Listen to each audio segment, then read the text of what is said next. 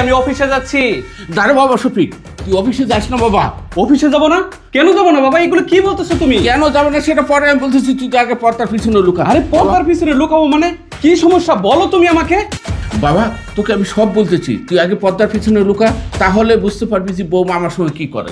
বাবা তোমার কথা তো আমি কোনো কিছুই বুঝতেছি না। আসলে তোমার বৌমা তোমার সাথে কি করে? বাবা তুই আগে লুকা, তারপর বুঝবি যে বৌমা আমার সঙ্গে কি করে। থাক। এই বুড়ি, তুই এই জায়গায় কি করতেছস? না আমি এখানে কিছু করিনি, ঘরটা ঝাড়ু দেওয়ার জন্য আসছিলাম। শুন, তুই নিচে গিয়ে দেখ তোর ছেলে অফিসে গেছে কিনা। যা। বৌমা দেখতে হবে না, আমি জানি আমার ছেলে অফিসে চলে গিয়েছে। এই, আমি কি তোকে বলছি এত ফাঁকনামি করতে? আমি তোকে বলছি তোর ছেলে গেছে কিনা নিচে গিয়ে দেখ। যা বলছি।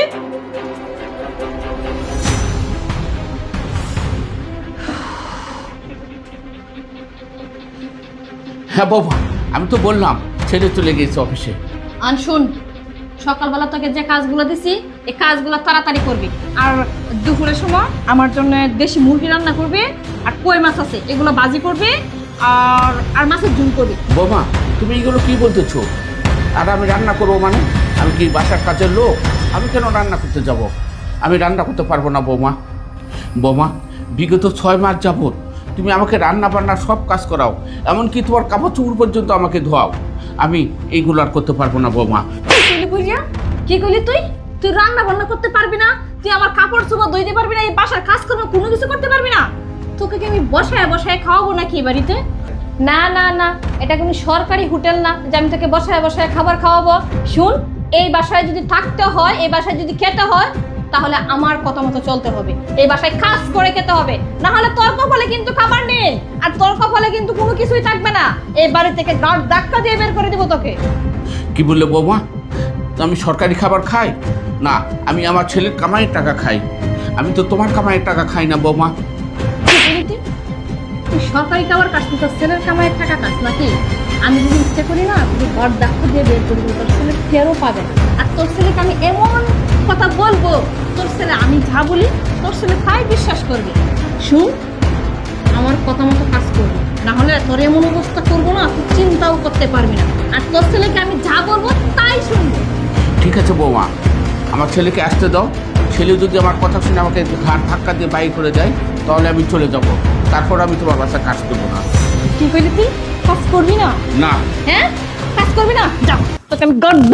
সুইটি থামো, থামো তুমি। কি করছো এসব? আরে তুমি অফিসে যাও নাই? না, আমি অফিসে যাই নাই। আমি যদি অফিসে যাইতাম তাহলে তো তোমার এই রূপটা দেখতে পাইতাম না। শয়তান, বদমাইশ, তুই আমার বাবার গায়ে হাত তুলিস তাই না? তোর এত বড় সাহস, তোর এত বড় সাহস হয়েছে আমার বাবার গায়ে তুই হাত তুলিস? তোকে তো আমি এত ভালো জানতাম, তোকে কত ভালোবাসতাম। তুই যা বলতি আমাকে সব কিছু বিশ্বাস করতাম। আর তুই কি না আমার ফেরেস্তার মতো বাবাকে দিয়ে বাসার সমস্ত কাজ করাস। আমি তো তোকে একটা কাজের লোক রেখে দিয়েছিলাম, আর সেই কাজের লোক না রেখে তুই আমার বাবাকে দিয়ে বাসার সমস্ত কাজ করাচ্ছিস। আর তার উপরে যত অত্যাচার আছে তুই সব কিছু করতেছিস তাই না? তোর এত বড় সাহস হয় কি করে আমার বাবার গায়ে হাত তোলার?